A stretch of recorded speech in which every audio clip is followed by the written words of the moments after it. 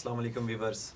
इस वक्त हम तहसील उगी के गांव चलुंदरिया में मौजूद हैं और आज हम आपको मिलाने जा रहे हैं इंतहाई गुर्बत की ज़िंदगी गुजारने वाले एक फ़र्द से जिनके 3 बच्चे हैं और 20 साल से ज़्यादा उनकी उम्र है और वो माजूरी का शिकार हैं, कुछ जिस्मानी माजूरी का शिकार हैं, इसके अलावा वो जहनी माजूरी का शिकार भी हैं।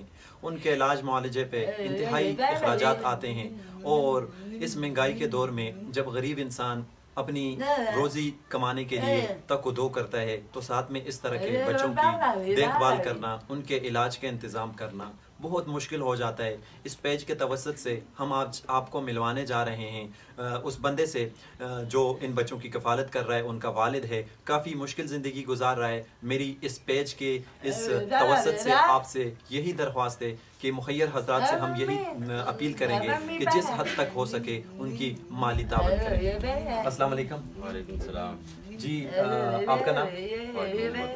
जी, ख्वाज मोहम्मद भाई, आप हमें ये बताएं कि ये बच्चों को क्या बीमारी है और कितना अरसा हो गया, इनकी उम्रें क्या हैं, कितना अरसा हो गया इनकी ये बीमारी का? ये बचपन से पैदाइश से मतलब ये माजूर है। एक तो जो है जिस्मानी तौर पे भी माजूर है, जहनी तौर पे ये दोनों बच्चे जो है ये भी जहनी तौर पे माजूर है।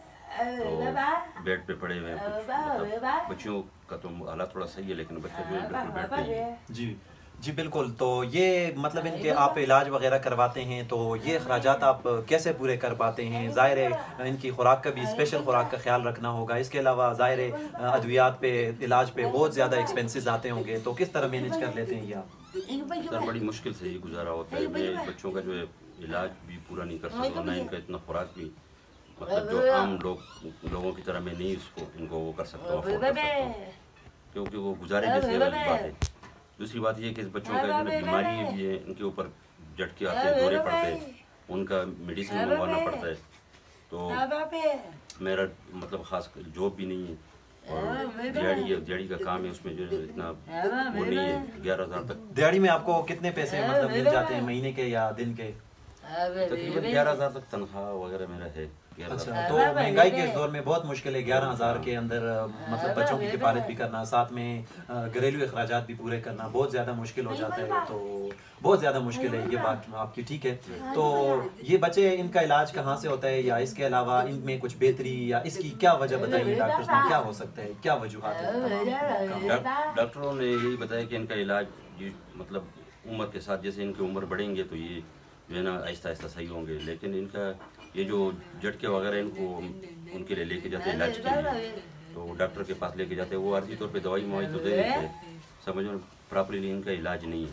अच्छा। और दूसरी बात ये कि इनका जो ना रोज़मर्रा का खर्चा बहुत है, पैम्पर वगैरह चेंज करना और भी जो है ना बहुत अखराजात है वो। अच्छा, ये जो बच्चियां हैं इनकी जिस्मानी माजूरी के साथ साथ ज़हनी तौर पर भी ये बीमारी इनमें पाई जाती है? ज़हनी माजूरी है। अच्छा, ये बच्चा जो है ये तो इसकी हालत तो बहुत ज़्यादा ख़राब है, मतलब कि इंतहाई ज़्यादा माजूरी की हालत है, तो इसके भी ज़हनी तौर पर ये भी ठीक है या ये इनका भी ज़हनी तौर पर? नहीं, ये ज़हनी तौर पर ठीक नहीं है बिल्कुल। तो तीनों बच्चे मतलब ज़हनी तौर पर माजूरी हैं आपके। इसके अलावा आपके और कितने बच्चे?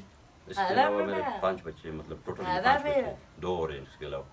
अच्छा, 2 बच्चे इसके अलावा वो ज़हनी तौर पर या जिस्मानी तौर पर अल्हम्दुलिल्लाह से ठीक है? वो सही है, वो दोनों सही। चलें, अल्लाह आपको इनकी किफ़ालत कर रहे हैं। व्यूअर्स, हमने आपको मिलाया ख्वाज मोहम्मद से जिनके 3 बच्चे हैं और तीनों हमारे पास माजूरी की ज़िंदगी, कुछ जिस्मानी माजूरी भी उनमें शामिल है और जहनी माजूरी भी शामिल है, गुजारा कर रहे हैं, अपना वक्त गुजार रहे हैं, बच्चों की किफ़ालत भी कर रहे हैं। मैं इस पेज के तवस्सुत से उन तमाम लोगों से ये दरख्वास्त करना चाहूँगा जो इस वीडियो को देख रहे हैं, उनसे मेरी यही दरख्वास्त है, उनसे मेरी यही रिक्वेस्ट है कि इस तरह के सफ़ेद पोश लोग जो किसी के आगे हाथ भी नहीं फैलाते लेकिन क्या करते हैं, अपनी जिम्मेदारियों को निभाने की कोशिश करते हैं।